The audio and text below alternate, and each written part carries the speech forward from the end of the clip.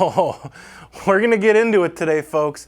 I usually don't call for this until the end, but please share this video. Who knows how many of you Facebook and YouTube will allow to see this? 好，那么其实呢，就是说啊，说的白了点儿啊，其实呢，就过去这个30年啊，过去40年，我们在美国的它的这个利用它权势核心圈，是不是？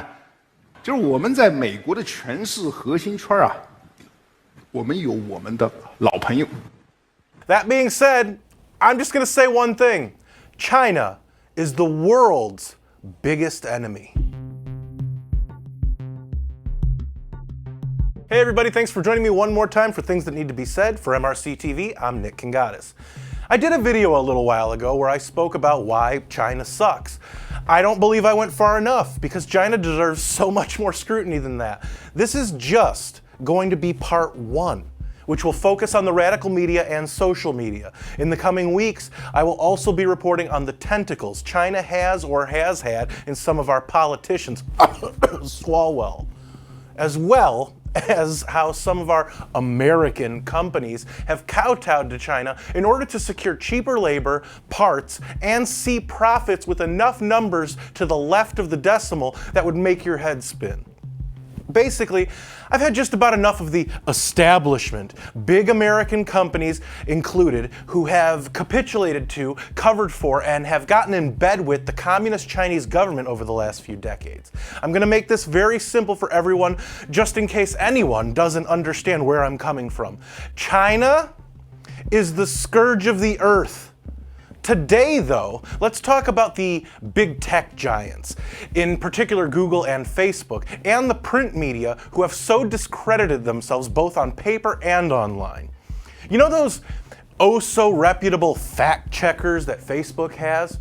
The ones that constantly add their 2 cents in the form of flagging a post or giving you their facts on posts that sometimes don't even warrant an addendum? Well, according to the Federalist, Facebook flagged a fact check they did on a false fact check one of Facebook's designated fact checkers had done, saying that the video of possible election fraud occurring in Georgia had been debunked. For the record, it has not been debunked, but that's another video.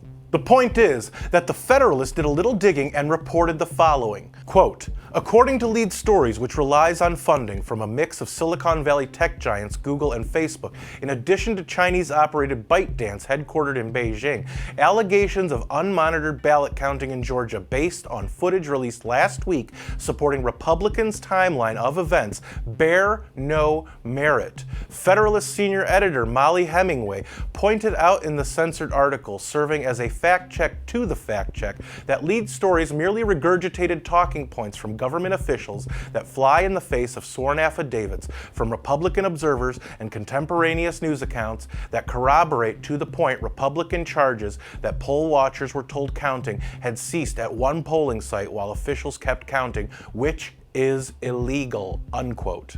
Oh yeah, that Chinese-operated ByteDance company? Yeah, they're the same ones who run TikTok, which is the same company the Trump administration has been trying to ban for months now because, as the New York Times reported back in September, quote, Trump argued that TikTok and WeChat collect data from American users that could be retrieved by the Chinese government, unquote.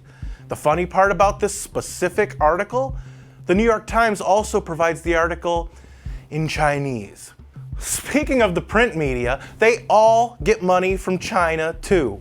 The Daily Caller reported both in June and November of this year that a lot of major news outlets receive millions of dollars from China Daily, an English-language propaganda outlet controlled by the Chinese Communist Party, for advertising and printing. Some of that advertising has been disguised as legitimate news articles geared to paint China in a favorable light. The Caller reported the following in their June article.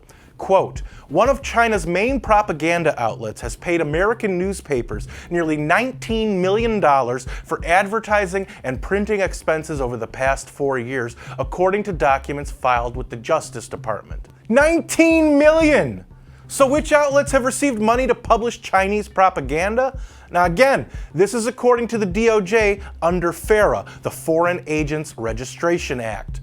the Wall Street Journal, the Los Angeles Times, the Houston Chronicle, the Boston Globe, Foreign Policy Magazine, the Financial Times, Globe and Mail, the Washington Post, the Des Moines Register, the Atlanta Journal-Constitution, the Chicago Tribune, and yes, the New York Times. Despicable. The lot of them. And most of the televised and internet media reports come from print media and their websites. These rags masquerading as news outlets aren't even worthy enough to line a birdcage, which kind of feeds my opinion that I've been saying for years. Whatever the media tells you, do the opposite. Think about it. That's just the bought and paid for media, and that just gives you a glimpse into how corrupt our American institutions are and continue to be. I would say they should be ashamed of themselves, but you can't feel shame when you always deflect blame. So what do you think?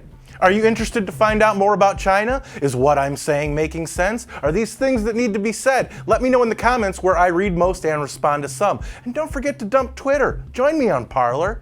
If you like this video, don't forget to share it and give it a thumbs up. Those are the two best ways to let us know you want us to keep these videos coming. Subscribe to our YouTube channel and hit that notification bell so that they might actually let you know when MRC-TV comes out with a new video, if they haven't taken it down already. Like us on Facebook and check out more great content at mrctv.org. For MRC-TV, I'm Nick Kangadis.